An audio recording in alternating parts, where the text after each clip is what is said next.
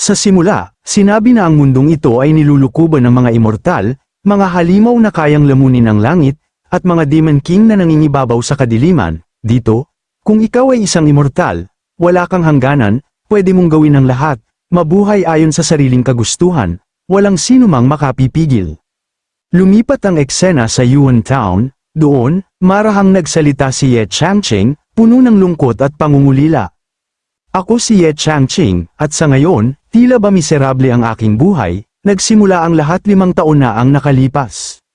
Sumilip ang kanyang nakaraan, sa isip niya, kumislap ang isang kakaibang pag-unawa.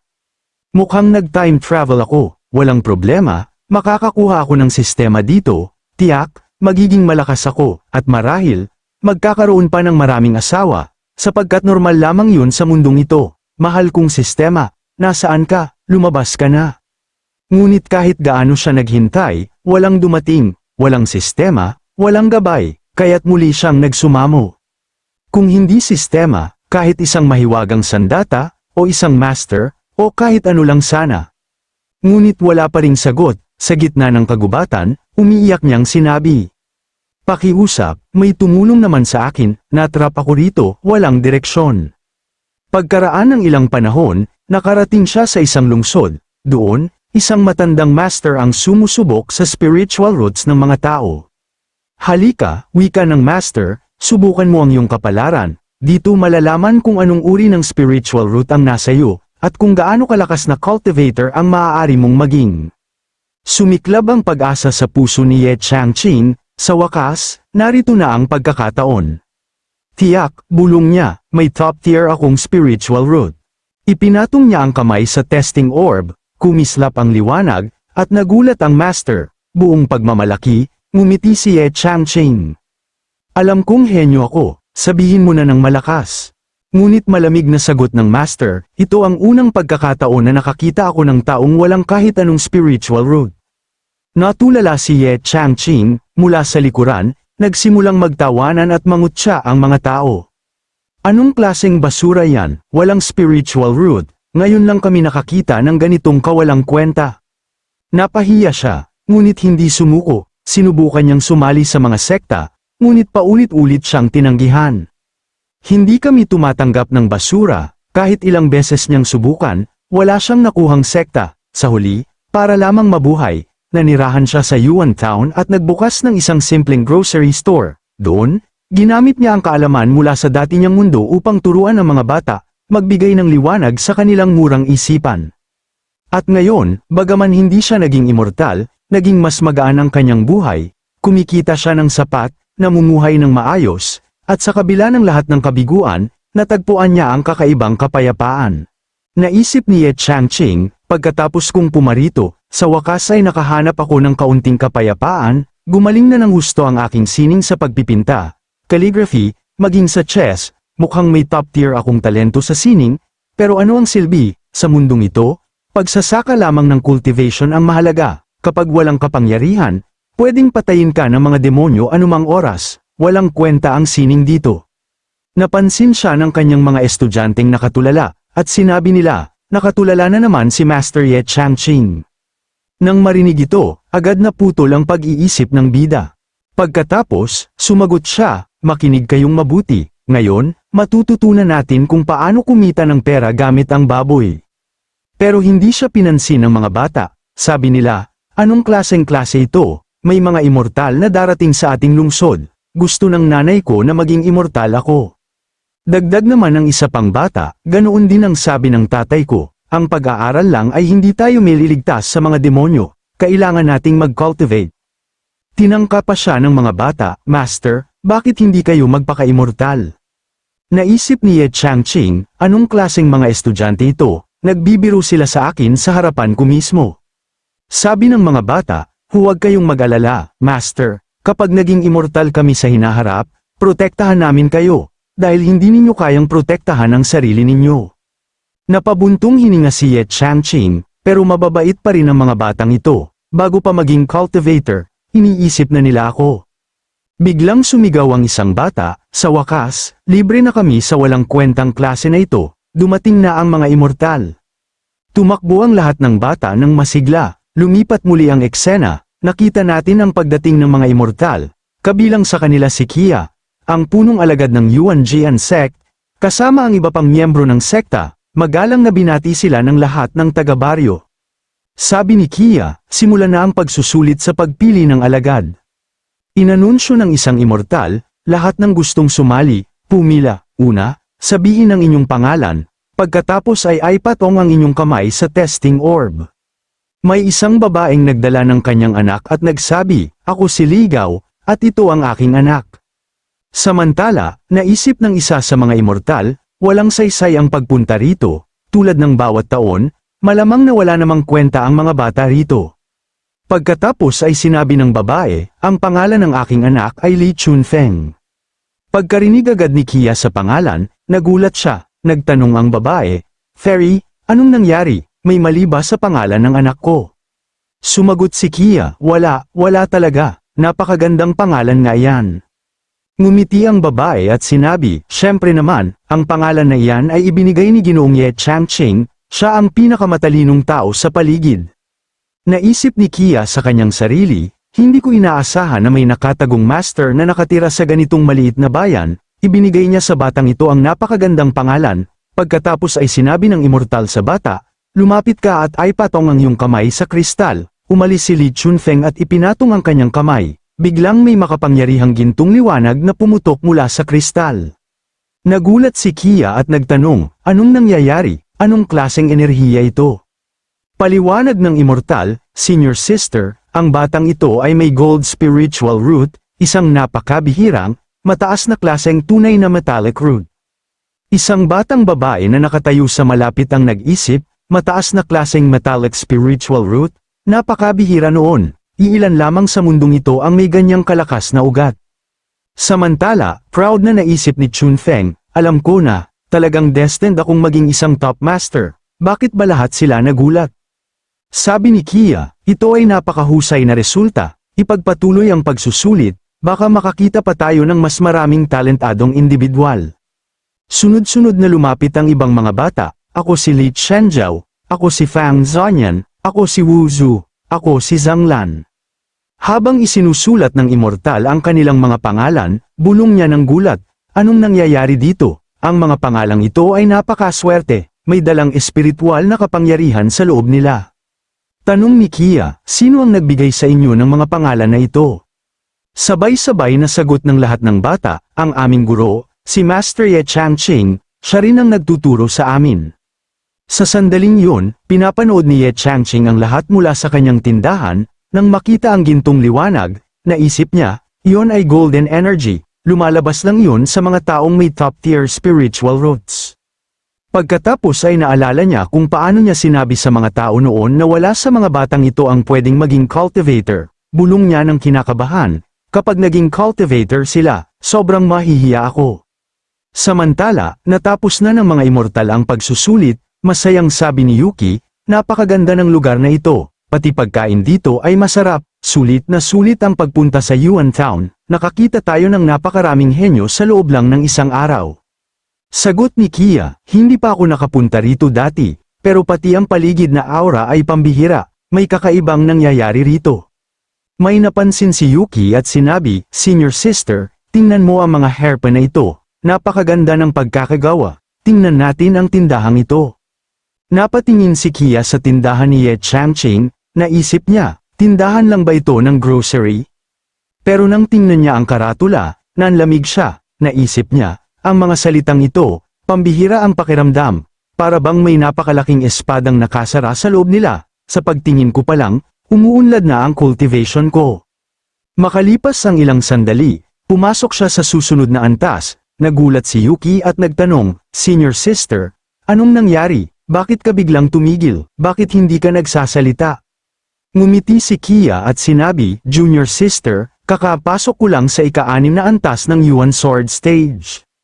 Nagulat si Yuki, "Anong sinasabi mo? Nasa ika-5 antas ka lang noong nakaraang araw. Sinabi ng master aabutin ka ng 70 taon bago pumasok, pero ginawa mo ito nang wala pang 1 linggo." Naisip ni Kia, sa pagtingin lang sa karatula ng tindahang ito, umunlad ang cultivation ko kaya pumasok ako, sino man ang gumawa nito, dapat ay isang master ng hindi maisip na antas. Hinayla siya ni Yuki papasok at sinabi, "Tuloy tayo, mukhang interesante ang tindahang ito." Pagpasok nila, nakita nila si Ye Changqing, binati sila ni Ye Changqing, "Maligayang pagdating sa aking tindahan."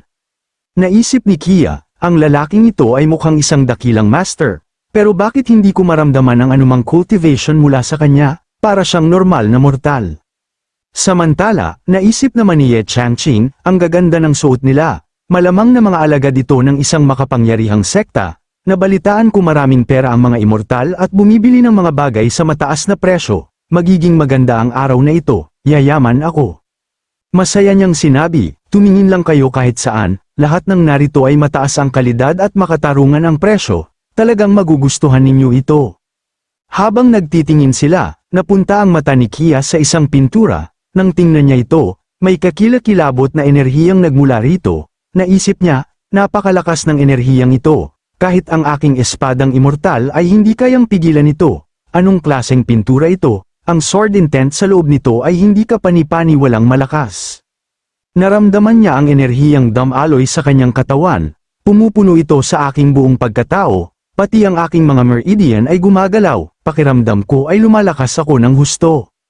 Bigla siyang napasigaw, pumasok na naman ako, naabot ko na ang ikapitong antas ng Yuan Sword Stage, hawak ang kamay ni Ye Changqing. Sabik niyang tanong, "Maaari ko bang malaman, sino ang gumawa ng pinturang ito, at sino ang sumulat ng mga salitang nakalagay dito?" Naisip ni Ye Changqing, mukhang gusto niya talaga ang pinturang ito. Magaling, malapit na akong kumita ng malaki. Pagkatapos matamis na sumagot siya, "Ako mismo ang nagpinta nito, at ako rin ang sumulat ng teksto." Masasabi mong ako ang lumikha ng buong piraso, ginawa ko ang pinturang ito batay sa aking sarili. Naisip ni Kia, siya mismo ang lumikha nito, hindi ka panipaniwala, ang enerhiya sa loob ng pinturang ito ay pambihira, hindi kakayanin ng isang ordinaryong cultivator ito. Naguluhan si Ye Changqing sa kanilang reaksyon at sinabi, "Anong problema, hindi ba ninyo gusto ang pintura?" Pagkatapos ay naisip niya, bakit sila kumikilos ng kakaiba, talagang weird ang mga immortal na ito. Sabi ni Yuki, "Napaganda mo ang pagkakagawa ng pinturang ito. Sa totoo lang, hindi ko man lang nakilala na ikaw dapat yon, hindi ka naman ganito kaguwapo sa totoong buhay." Nang marinig ito, muntik ng damyugo ang bibig ni Ye Changqing, agad siyang sinaway ni Kia, "Junior sister, masyadong mababa ang cultivation mo, hindi mo kayang maramdaman ang tunay na kahulugan ng pinturang ito, kung naiintindihan mo ang lalim nito, hindi mo sasabihin ang mga hanggal na bagay na yan." Naisip ni Kia, ang master na ito ay mukhang bata pa, pero napakalakas ng loob, hindi siya nagalit kahit konti matapos marinig ang mga sinabi ni Yuki, kung kahit ang kanyang pintura ay naglalabas ng napakalakas na kapangyarihan, gaano na kaya siya mismo kalakas? Tumigil siya at may napagtanto, "Sandali, hindi ko maramdaman ang anumang espiritual na aura mula sa kanya. Iisa lang ang dahilan, ang kanyang cultivation ay lampas na sa akin, napakataas nito kaya hindi ko ito kayang maramdaman. Kailangan niyang sadyang itago ang kanyang enerhiya para walang makaalam ng kanyang tunay na lakas. Kung hindi, bakit may isang tulad niya na nagpapatakbo ng maliit na grocery store, at paanong isa lang ng kanyang pintura ay nakatulong sa akin na pumasok, ang master na ito ay talagang pambihira." Nagpapakita ng paggalang, sinabi ni Kia, "Ako si Lukia, at ako ay alagad ng Yuanjian Holy Land, karangalan ko na makilala kayo, Senior." Sumagot si Ye Changqing, "Mortal lang ako. Hindi tama na tawagin ninyo akong senior ng isang diwata tulad ninyo." Sa parehong oras, naisip niya, kahit anong sabihin niya, hindi ko bababaan ang presyo. Naisip ni Kia, maliwanag na napakalakas niya, bakit niya tinatawag ang sarili niyang mortal? Naiintindihan ko na, napakataas ng cultivation niya kaya siya naninirahan dito ng palihim, kung sinabi niya na siya ay mortal, tiyak na may malalim itong kahulugan, kung hindi sinasadyang mabunyag ko ang kanyang lihim, hindi ako mabubuhay, kahit anong mangyari, hindi ko siya dapat masaktan. Samantala, nag-iisip si Ye Changqing, mula nang dumating siya, puro paggalang ang ginagawa niya, sinusubukan ba niyang makakuha ng libre? Hindi ko yun papayagan, lugi ako kapag ginawa ko yun. Nakaramdam ng pressure si Kia at naisip, napakalakas niya kaya natatakot akong imulat ang aking mata, kahit anong pwedeng mangyari anumang oras. Magalang niyang sinabi, "Mahilig ako sa pagpipinta at calligraphy mula pagkabata, matapos kong makita ang inyong gawa, Marami akong natutunan, salamat sa inyong patnubay, Senyor. Naisip ni Ye Changqing, kaya pala niya ako todo purihin, walang kwenta ang cultivation ko, pero pagdating sa sining, malamang na walang mas magaling sa akin, naging mahusay akong pintor sa paglipas ng panahon, talagang gusto niya ang pintura ko. Sinabi niya, pwede kayong tumingin kahit saan sa tindahan, hindi lang pintura ang binibente ko, nagbebenta rin ako ng pang-araw-araw na gamit at ilang pagkain, na masarap naman. Nauna si Yuki at sinabi, anong klaseng flower pot ito, mukhang patay na ang halaman sa loob. Sumagot si Ye Changqing, nagkakamali ka, iyan ay isang jade potted plant. Kinuha ni Yuki ang isang lalagyan at nagtanong, ano ito? Mukhang tuyong-tuyo na ang mga prutas na ito. Sabi ni Ye Changqing, hindi sila prutas, pickles yan, pwede mong kainin kasama ng kanin, masarap ang lasa. Lumipat sila at tumigil sa harap ng isang estatwa, tanong ni Yuki, anong klaseng estatwa ito? Ang babaeng ito ay walang damit at walang kamay, anong ibig sabihin nito? Paliwanag ni Ye Changqing, ang estatwang ito ay kumakatawan sa pinakamagandang babae sa mundo. Pero walang bagay sa mundong ito ang perpekto, sinasagisag nito ang di kasakdalan. Naisip ni Kia, maaaring hindi ito espesyal sa unang tingin, pero may malalim itong kahulugan, kumakatawan ito sa mga kapintasan, kahit gaano siya kaganda, mayroon pa rin siyang di kasakdalan, tulad ng kanyang nawawalang mga kamay, ang pangunawa ng master na ito ay nasa ibang antas. Nagpatuloy sila sa pagsusuri ng lahat ng bagay sa tindahan, sabi ni Kia, lahat ng bagay na ito ay napakahusay. Naisip ni Ye Changqing, anong klaseng mga customer ito, akala ko maraming pera ang mga immortal, pero puro tanong lang ginawa nila sa buong oras, wala pa silang binili kahit isa, may bibilhin ba sila o sasayangin lang nila ang oras ko? Biglang pumulot si Yuki ng isang hairpin at sinabi, gusto ko talaga ang hairpin na ito, magkano ito? Gumawa ng senadorya si Ye Changqing at sinabi, gusto ko ng 3. Naisip niya, pinaghirapan ko ito, kung bigyan niya ako ng 3 silver coins o 3 spirit stones, tatanggapin ko ang alinman, sa wakas, kikita na ako. Si Kia naman ay naisip, ang master na ito ay napakalakas at naninirahan ng palihim, ang isang tulad niya ay hindi na kailangan ng pera, kapag sinabi niyang 3, tiyak na 3 copper coins ang ibig niyang sabihin. Sa pagkaunawa niya noon, tumuloy siya at iniabot kay Ye Changqing ang 3 copper coins. Nanlumo si Ye Changqing, anong nangyari? Bakit pa pumasok ang mga taong ito sa tindahan ko? Umaasa ako ng silver coins, pero 3 copper coins lang ang ibinigay nila. Kahit isang normal na customer ay mas malaki pa ang binayad. Malaking lugi ako at hindi ko man lang sila matanggihan dahil mga immortal sila. Matapos tanggapin ang pera, nalungkot siya at naisip, sana pwede ko na lang silang paalisan. Inaasar ako ng mga taong ito. Samantala, naisip naman ni Kia, buti na lang at nagbayad ako agad, kundi, baka gumamit ng spirit stones ang junior sister ko, na maaaring makasakit sa kanya, kung nagalit ang master na ito, wala kaming laban. Nag-isip ng mapait si Ye Changqing, napakasama ng mga immortal na ito, napakarami nilang pera, pero halos walang bayad at parang dinudukot na lang nila ang mga gamit ko dahil sa kapangyarihan nila. Pagkatapos ay sinabi ni Kia, Senyor, gusto ko ring bilhin ang pinturang ito, talagang gusto ko ito. Naisip ni Ye Changqing, napakahusay ng pintura ko, pero anong nakuha ko? 3 copper coins lang, maliwanag na kulang ang binabayad niya sa lahat ng gusto niya, sana umalis na siya agad. Pero ibinigay pa rin niya ang pintura kay Kia, naisip ni Kia, sa tingin ko sa ekspresyon ng master, tila masaya siya sa amin, magandang senyales iyon. Pagkatapos ay sinabi niya, Senyor, maaari ba akong bumisita muli sa hinaharap? Gusto kong magtanong sa inyo tungkol sa calligraphy at pagpipinta, interesado ako sa mga sining na ito. Nagpatuloy siya sa pag-iisip, kung makarinig man lang ako ng ilang salita ng patnubay mula sa isang dakilang master na ito, malaki ang pakinabang nito sa akin.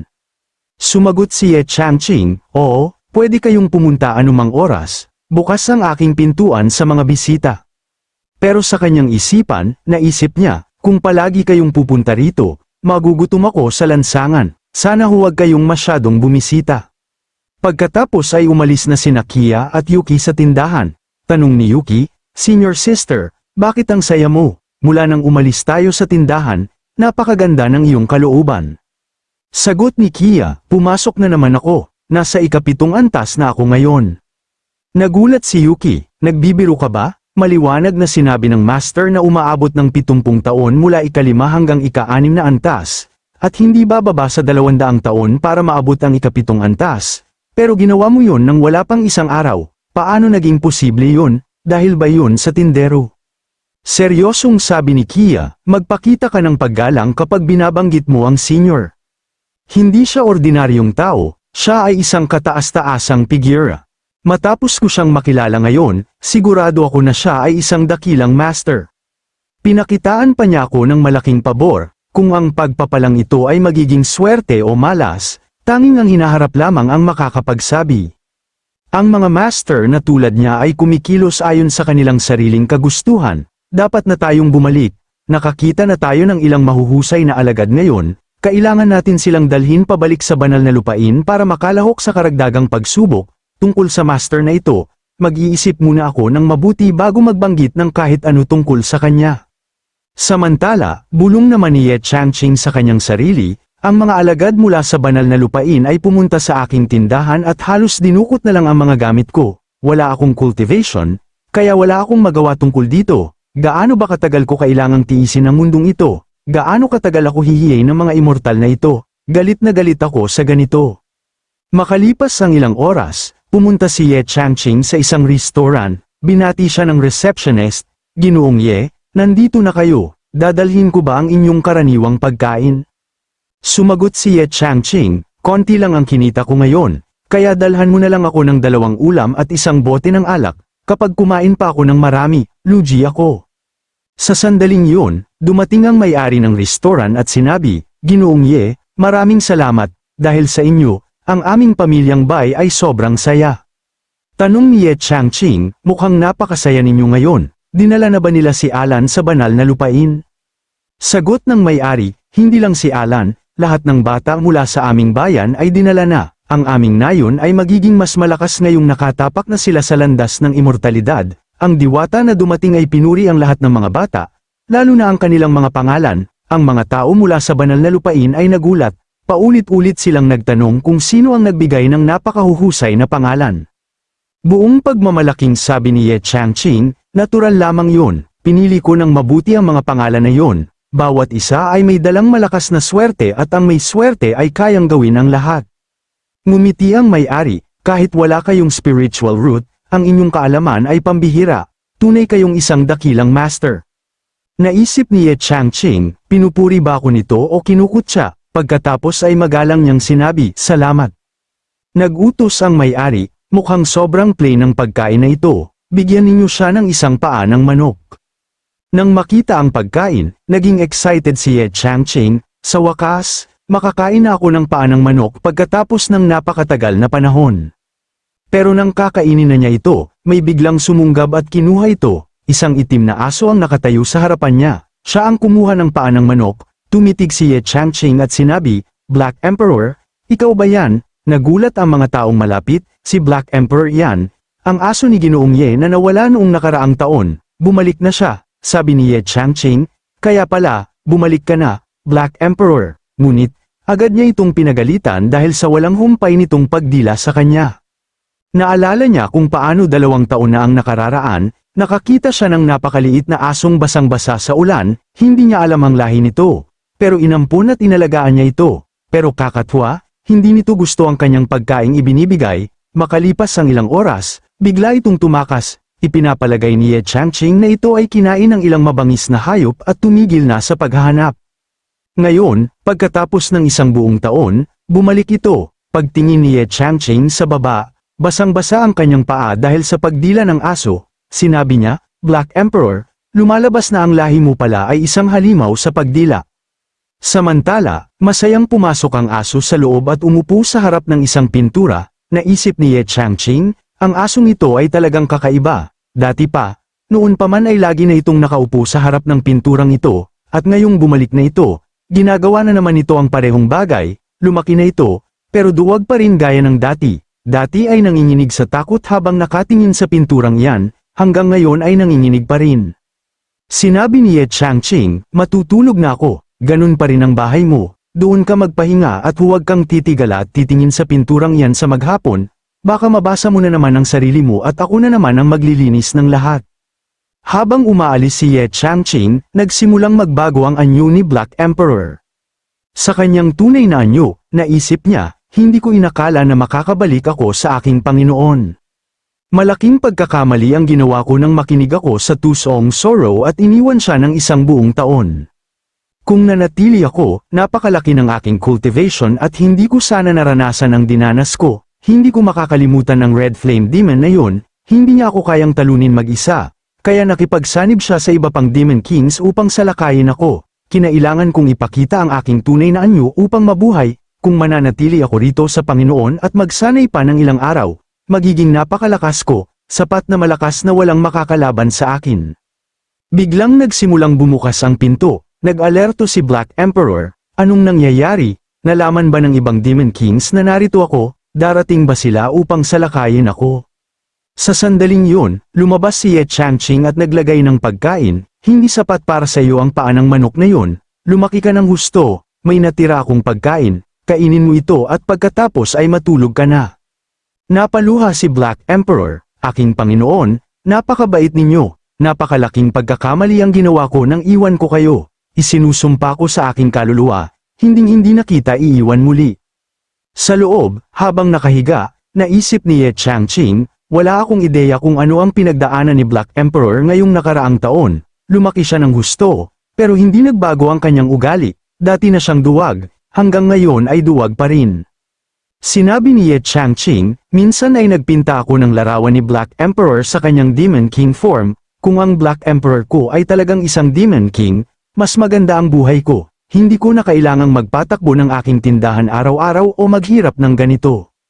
Samantala, nag-isip si Black Emperor habang kumakain, sa proteksyon ng Panginoon, walang Demon King ang magdadalang manggulo dito. Napakalakas ng kanyang kapangyarihan na walang sino man ang makatuntong sa bahay na ito. Ang dahilan kung bakit ako naging Black Emperor ngayon ay dahil sa pinturang yun. Ginaisang nito ang aking banal na lahi. Ang pinturang iyon ay hindi kapani-pani walang makapangyarihan. Kapag tinitignan ko ito, para bang ang aking mga ninuno ang nag-uudyok sa akin na lumakas pa, para bang ang kanilang mga kaluluwa ay naninirahan sa loob nito, ang sining ng Panginoon ay nasa pinakamataas na antas, walang sino man ang madaling mauunawaan ito, isang taon na ang nakalipas, mag-isa ang Panginoon, at mag-isa pa rin siya ngayon, dapat ko siyang bigyan ng regalo upang mapasaya siya at mabawasan ang kanyang kalungkutan. At noon, tahimik na naglagay si Black Emperor ng isang bagay sa loob ng silid ng kanyang Panginoon. Dumating ang susunod na umaga, nang magising si Ye Changqing, sinabi niya, ang sarap ng tulog ko, pero bakit mas maliit ang pakiramdam ng aking kama ngayon, nang igalaw niya ang kanyang kamay sa gilid, may nahawakan siyang malambot, kakaiba ang pakiramdam nito, ano ito, nang tumingin siya, nagulat siya nang may makitang isang batang babae na nakahiga sa tabi niya, nagpanik si Ye Changqing. Saan siya nanggaling? Sino siya? Sa sandaling yun, ipinatong ng batang babae ang kanyang binti kay Ye Changqing, naisip ni Ye Changqing, anong ginagawa niya? Nadadamay ako rito, pero dahil dumating na ang ganitong magandang pagkakataon, baman gamitin ko na ito. Dahan-dahan niyang tinapat ang kanyang binti at naisip, ang sarap ng pakiramdam nito, para akong nasa langit. Nagising ang batang babae at sinabi, bakit pakiramdam ko may nanapak sa akin, ang kanyang pangalan ay ipinakitang si Princess Yan. Nang makita si Ye Changqing sa tabi niya, nagulat siya, binati siya ni Ye Changqing, kumusta ka?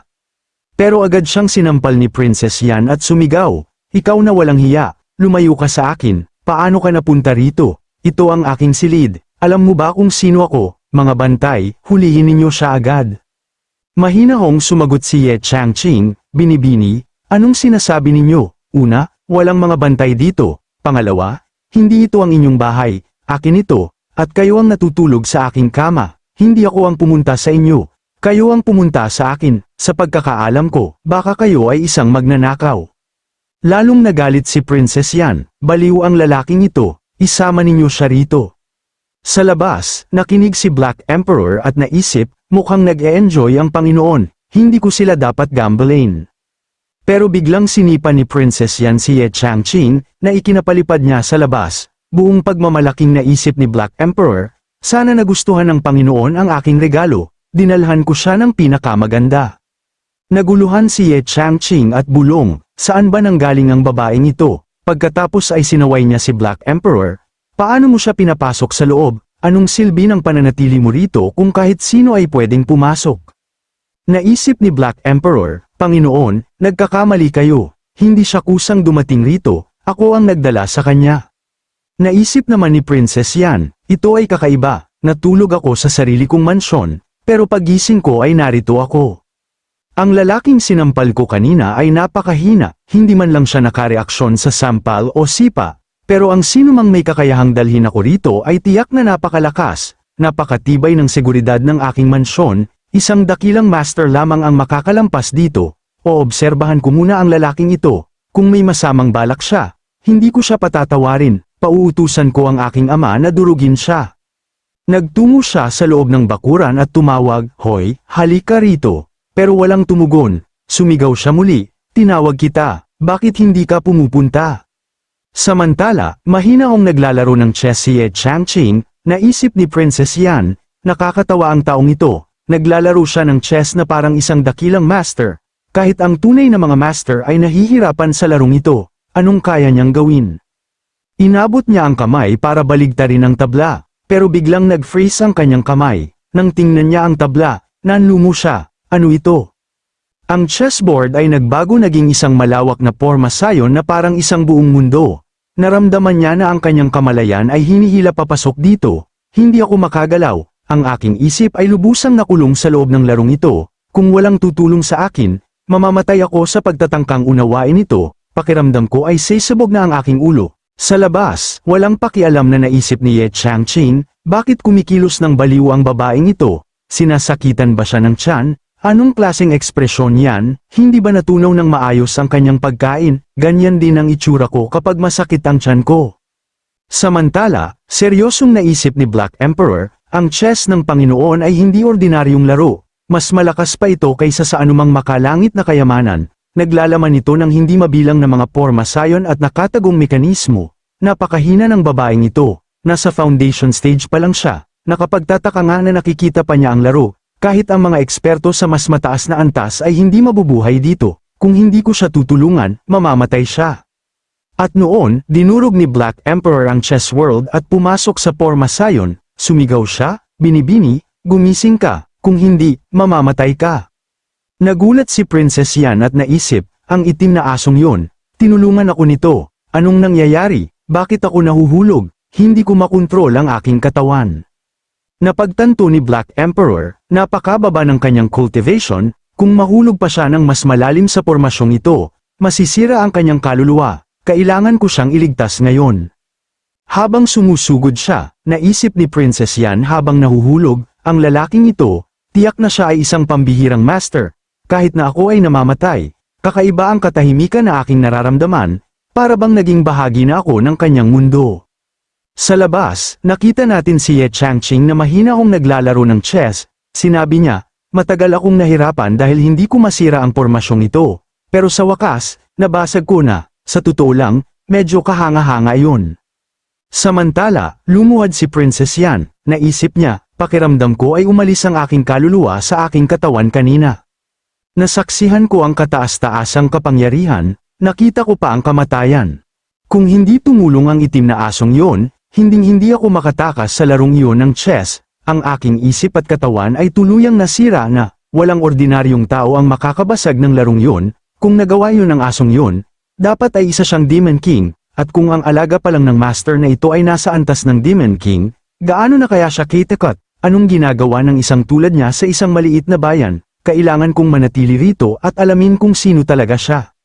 Sa parehong oras, naisip ni Black Emperor, binibini, swerte ka't na buhay ka, ang pagtakas sa dakilang lihim na kaharian ng Panginoon ay hindi bagay na kayang gawin ng kahit sino. Pagkatapos ay nagtanong si Ye Changqing, binibini, okay ka lang ba? Nagpapakita ka ng napakakakaibang ekspresyon kanina. Naisip ni Princess Yan, matapos makita ang kanyang chess, sigurado ako sa isang bagay, taglay niya ang napakatakot na kapangyarihan na kayang kontrolin ang buhay at kamatayan, ang buhay at kamatayan ay walang halaga sa kanya, sila ay nasa ilalim ng kanyang kontrol, Kahit ang isang Demon King ay alaga lang niya, mayakayang siya ang parehong misteryosong master na nabanggit sa sinaunang mga teksto. Pagkatapos ay bigla niyang napagtanto, sandali, sinipa ko siya, sinampal ko pa siya at pinalaya sa kanyang sariling silid, malaking pagkakamali ang nagawa ko, sana huwag niya akong patayin. Walang pakialam na sabi ni Ye Changqing, binibini, mukhang interesado kayo sa chess, matagal na akong naglalaro mag-isa at naiinip na ako, gusto ninyo bang makipaglaro sa akin? Naisip ni Princess Yan, sinasabi ng sinaunang mga teksto na ang mga dakilang master ay kadalasang may kakaibang ugali, nasaktan ko na siya at muntik na akong mamatay sa pormasayo ng chess na yun, dapat akong humingi ng tawad, baka patawarin niya ako. Agad niyang sinabi, Senyor, patawarin ninyo ako, wala akong lakas ng loob na makipaglaro sa inyo ng chess. Sumagot si Ye Changqing, huwag kayong masyadong formal, wala lang akong magawa kaya naglalaro ako ng chess para pumasa ng oras, sa paglipas ng panahon, naging mahusay na ako, kung kailangan ninyo ng tulong sa anumang bagay, maaari kayong magtanong sa akin, pagkatapos ay naisip niya, bakit niya ako tinatawag na senior, hindi naman ako ganun katanda. Si Princess Yan naman ay naisip, sabi niya wala siyang magawa, ibig sabihin ang kanyang cultivation ay nasa tugatog na, dapat ay umabot na siya sa antas na lampas na sa karagdagang pagsulong. Tanong ni Ye Changqing, siya nga pala, anong pangalan mo, at taga saan ka? Maingat na sumagot si Princess Yan, ang pangalan ko ay Yan Begin, taga Yan Kingdom ako sa Imperial Capital, naisip niya, mas mabuting huwag ipaalam ang aking tunay na pagkatao. Hindi ko alam kung ano ang kakayahan ng lalaking ito, kung ilantad ko ang aking sarili, baka magdulot ito ng problema sa aking pamilya. Sinabi ni Ye Changqing, sa tingin ko sa mga damit mo, galing ka sa mayamang pamilya, nagpa-practice ka rin ba ng cultivation? Mukha kang cultivator. Sumagot siya, oo, may ilang mga master sa aking pamilya na nagtuturo sa amin. Naisip ni Ye Changqing, ilang mga master, tiyak na kabilang siya sa napakalakas na pamilya. Ang ordinaryong tao ay hindi kayang magkaroon kahit isang master, pero siya ay may ilan daw. Pagkatapos ay umupo si Princess Yan sa harap ni Ye Changqing para makipaglaro, pagkatapos niyang gumawa ng galaw, sinabi ni Ye Changqing, binibining Yan, paano ninyo planong iligtas ang inyong itim na piraso, nasa malubhang problema ito. Napagtanto ni Princess Yan, tama siya, ang itim na piraso ay nakulong. Pero biglang, ang kanyang kamalayan ay hinayla papunta sa isa pang ilusyon, naisip niya, anong nangyayari, pakiramdam ko ay nahuhulog ako sa isang uri ng bangin, pero kakatwa, tahimik at nakakapanatag ang pakiramdam, noong nakaraan, ang enerhiya ay agresibo, pero ngayon ay payapa na, para bang ginagabayan ako nito upang lumakas pa. Napagtanto niya, tumataas ang aking cultivation, pumasok na naman ako. Balik sa realidad, sinabi ni Ye Changqing, binibining Yan, saan ka na naman naupos? Nagbalik siya sa kanyang sarili, idinagdag ni Ye Changqing, palagi kang ganito naliligaw, pagkatapos ay naisip niya, talagang kakaiba ang mga cultivator na ito, yung naunang babae ay nagulat sa pintura ko, at ngayon ito naman ay natulala sa chess ko.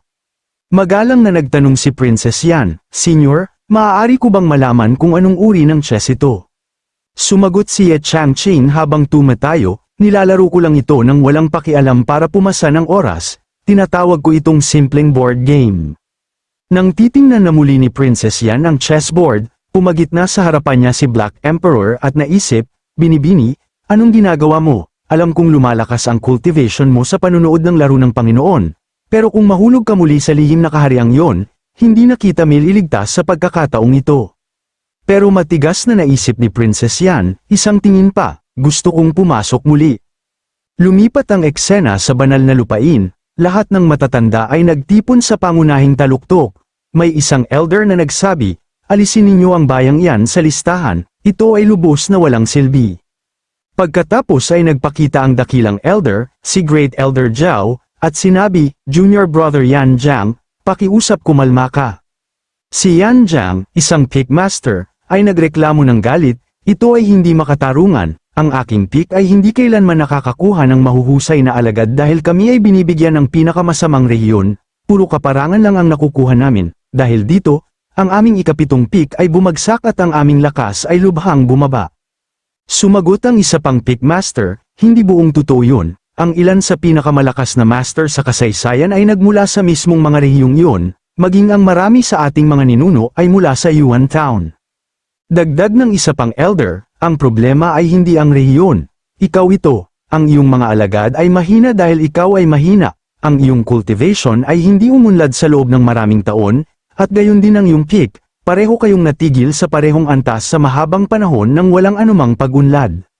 Galit na sumumpa si Yan Jiang, na sinasabing, kayo ay mga ganap na bastos. Gumugol ako ng mahigit 2.5 taon sa pamamahala ng mga gawain ng sekta, paano ako mag-level up kung wala man lang akong oras upang mag-cultivate? Mahinahong sumagot ang dakilang elder, junior brother, lahat tayo ay nag-cultivate ng landas ng Budismo dito, ang paggamit ng mapanakit na pananalita ay hindi angkop. Galit na galit si Yan Jiang, pero wala siyang magawa. Sa sandaling yun, may nakita na papalapit sa tarangkahan, tumingin ng mga elder at nagsabi, mukhang dumating na ang mga alagad, tingnan natin kung anong uri ng talento ang mayroon sila. Di nagtagal, pumasok ang isang binata na nagngangalang Chang Ming, binati niya ang lahat at buong pagmamalaking sinabi, ito ay isang karangalan na makilala ang lahat ng mga master, taglay ko ang napakataas na kalidad na espiritual na ugat, mas mahusay kaysa sa iba. Nagkunot noo si Yan Jiang at sinabi, isa ka ng alagad namin, bakit mo sinasabi ito sa amin? Dagdag ng isa pang elder, ibigay mo na lang sa amin ang ulat, alam na namin ang tungkol sa iyo. Tumango si Chang Ming at nagsimula, ngayong taon, ang aming Yuanjiang Holy Land ay nakapag-recruit ng kabuuang 180 alagad, sa kanila, 100 ang may mababang antas na espiritual na ugat, sila ay sina Cheng Yan, Dongfang, at Yan Mi. Ang ilang mga elder ay naging masaya at nagsabi, napakaganda, nakakuha tayo ng maraming bilang ng alagad sa pagkakataong ito. Binati ni Elder Yan Bo, kapatid na Guangze, binabati kita, nakakuha ka ng maraming mabubuting alagad. Nagpatuloy si Chang Ming, mayroon ding 72 alagad na may mid-grade na espiritual na ugat, sila ay mula kina Liang, Shansang, at Yun Meng. Dagdag ni Elder Yan Bo, Elder Yan Jiang, natatakot ako na wala kayong natanggap na alagad sa pagkakataong ito, wala kahit isa na may mababa o katamtamang antas ng ugat, bumagsak na ba ng husto ang Yuan Town? Nang marinig ito, nagalit si Yan Jiang at naglabas pa ng kanyang sandata, lilipulin ko ang buong bayang yun, ang ating pinakadakilang mga ninuno ay nagmula sa Yuan Town, paano na ngayon ay puro basura na lamang ang nalilikha nito? Pero nagpatuloy si Chang Ming, may isang alagad na may mataas na antas na espiritual na ugat at 7 iba pa na may napakabihirang espiritual na ugat, ang kanilang potensyal ay walang hangganan. Nagulat ang mga elder, anong sinabi mo? Inulit ni Chang Ming, sabi ko, 7 alagad ang nagtataglay ng napakabihirang espiritual na ugat, at lahat sila ay mula sa Yuan Town. Lahat ay natulala, paano naging posible yun? Ang Yuan Town ay hindi kailanman nakagawa ng ganyang talento. Sa nakalipas na 300 taon, iisa lamang ang may katamtamang antas ng ugat, at ngayon biglang 7 henyo ang sabay-sabay na lumitaw. Ngumisi si Yan Jiang at sinabi, noong ako ay nakakakuha ng mahihinang alagad, masaya kayong lahat, pero ngayong sa wakas ay mayroon na akong nangungunang mga alagad, nagtatanong kayo. Mabilis na sumagot ang ibang mga elder, hindi yun ang ibig naming sabihin. Marahil ang departamento ng pag-uulat ay nagkamali, pagkatapos ay lumingon sila sa dakilang elder at sinabi, pakilinaw po ninyo ito.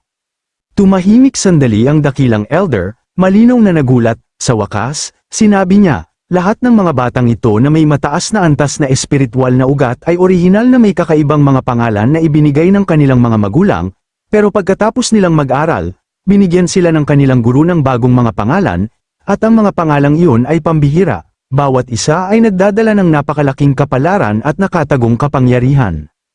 Natulala ang mga elder, kung gayon, ang ibig mong sabihin ay may isang dakilang master na nagpala sa kanila sa pamamagitan ng kanilang mga pangalan. Nagsimula silang magbasa ng mga pangalan ng malakas, Li Chunfeng, Wu Zhongzhan, Zhang Hao, bawat pangalan ay may dalang malalim na kahulugan at kapangyarihan, napagtanto ng lahat ng elder ang parehong bagay. Ang sinumang nagpangalan sa mga batang ito ay dapat na isang hindi kapanipani walang makapangyarihang master, isang taong nakamaster ang immortalidad sa pambihirang antas. Buong pagmamalaking tumawa si Yan Jiang, ito ay walang iba kundi ang pagpapala ng langit, pinapaboran ako ng aking mga ninuno. Pero seryosong sinabi ng isa pang elder, may kakaiba sa pakiramdam ko tungkol dito. Sa sandaling yun, nagsalita ang banal na master. Lahat ng mga batang ito ay nasa 5 taong gulang, na nangangahulugang may nangyari sa Yuan Town 5 taon na ang nakararaan. Nagpatuloy siya ng may pag-iisip. Ang master sa likod nito ay malamang na nagpakita roon 5 taon na ang nakararaan. Marahil ang dating patriarka ng ating sekta ay bumalik mula sa langit upang gabayan tayong muli. Malakas na tumawa si Yan Jiang, ang aking peak ay sa wakas ay ungat na, wala nang makakapigil sa akin. Sumabat ang isa pang elder, huwag tayong magpadalos-dalos sa conclusion, malapit nang magsimula ang ladder trial, pagkatapos noon, malalaman natin ang kanilang tunay na kakayahan. Sumang-ayon ang iba, oo, ipapakita ng pagsubok ang lahat. Dagdag ng isang elder, kahit ang isang katulad ni Changming, na may pinakamahusay na espiritual na ugat, ay tumagal ng 7 oras bago maabot ang tuktok. Itinuwid siya ni Changming, Master, 6 na oras at 30 minuto po yun. Kutya ng isa pang elder, kahit ano paman, ang iyong mga alagad ay hindi makakaakyat nito. Ang pag-abot sa tuktok sa ilalim ng 6 na oras ay imposible. Ngumisi si Yan Jiang, mukhang may naiinggit. Sa sandaling yun, bumukas ang tarangkahan, pumasok si Kia, kasama ang 7 bata. Siya ay yumuko at nagsabi, ang alagad na si Kia ay bumabati sa mga master. Ito ang 7 bagong alagad. Agad na nagkunot noo ang mga elder. Kia, anong ginagawa mo? Ang mga bagong alagad ay kailangan munang pumasa sa ladder trial bago pumunta rito. Sinira mo ang mga patakaran. Ito ay pandaraya. Mabilis na nagpaliwanag si Kia, Master, pakinggan ninyo ako. Ang mga batang ito ay hindi nahirapan kahit kaunti. Umakyat sila sa hagdan ng walang kahirap-hirap, para bang wala lamang ito sa kanila. Pakiramdam ko ang pagsubok ay walang kahit anong hamon para sa kanila. Lahat ng elder ay natulala at bumulalas. Paano ito naging posible? Ang mga ito ay 5 taong gulang na mga bata. Pero napadali nila ang ladder trial. Para sa kanila, ang mga hakbang na iyon ay walang anuman. Ang mga batang ito ay tunay na mga henyo.